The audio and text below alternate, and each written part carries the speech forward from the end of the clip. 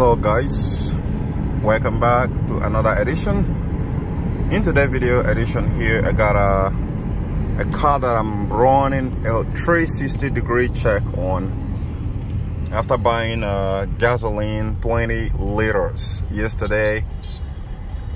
After a couple of driving, I am making a shocking discovery. I did actually scan this car the first time when I get to my garage yesterday, and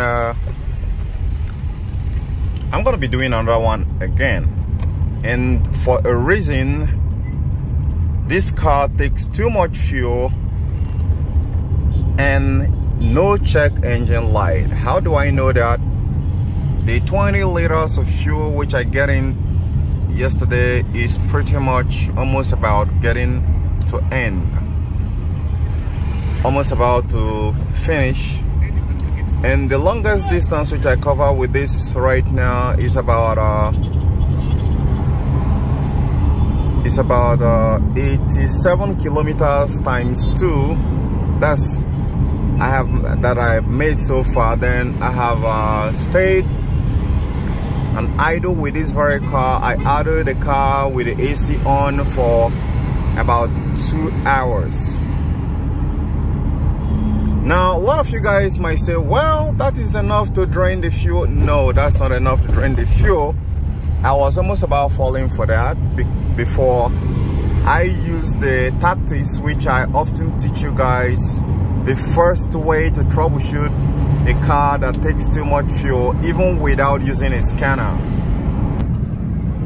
And that is why I started seeing a lot of symptoms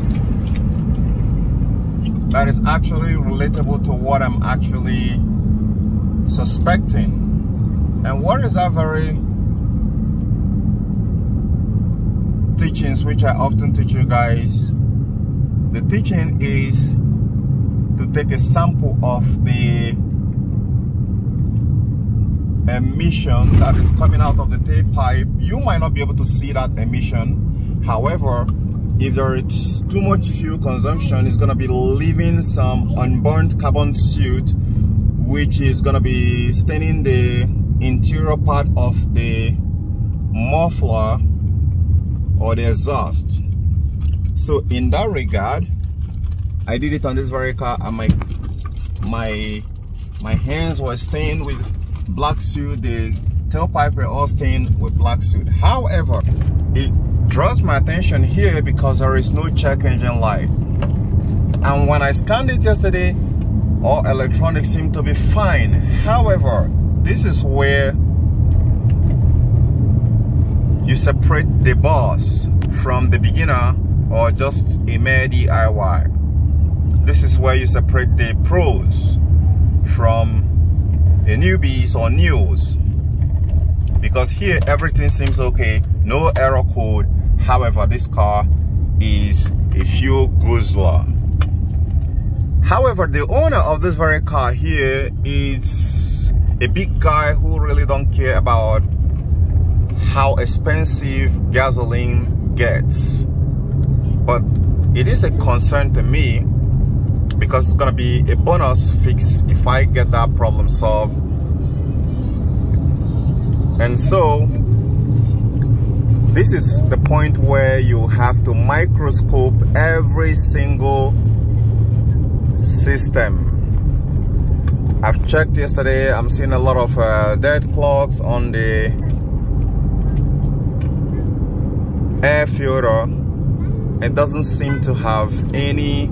I mean, it tore it and I removed it, so the car is pretty much running without air filter right now. Now, due to the fact that this is the second air filter which I'm removing, but not this year, one last year, one this year, I can tell that there is every possibility that the mass airflow sensor is dirty. That is number one. And number two, the spark plug also could be fouled and need a, not fouled, bad, and need a replacement. I'm currently at a stoplight.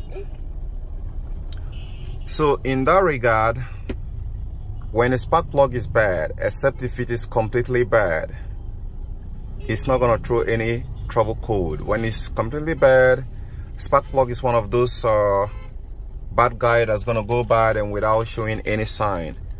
He also complained about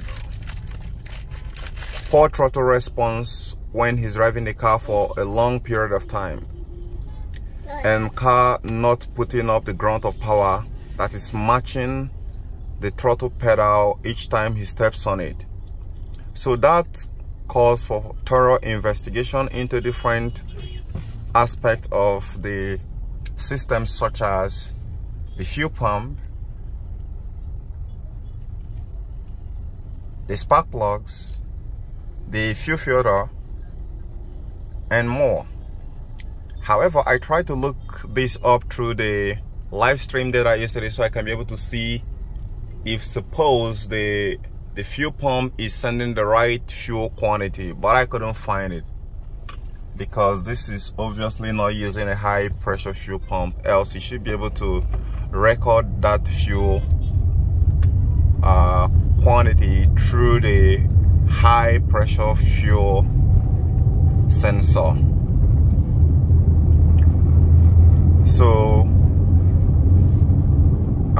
guys, I'm gonna be hitting you guys back on later when I get my scanner on and scan this car, and even without error code I should be able to find if the readings which I'm getting from the mass airflow sensor is actually showing that there is insufficient air going inside the engine, which can be due to dirt. And if it actually is, if it is dirty and shooting the mass airflow sensor from not reporting correctly, the ECM is going to be busy throwing a lot of fuel to compensate for that very loss of you know, for that unmetered air, because the mass airflow sensor can actually lie that there is unmetered air going inside the engine, which can be resulting into increased fuel consumption.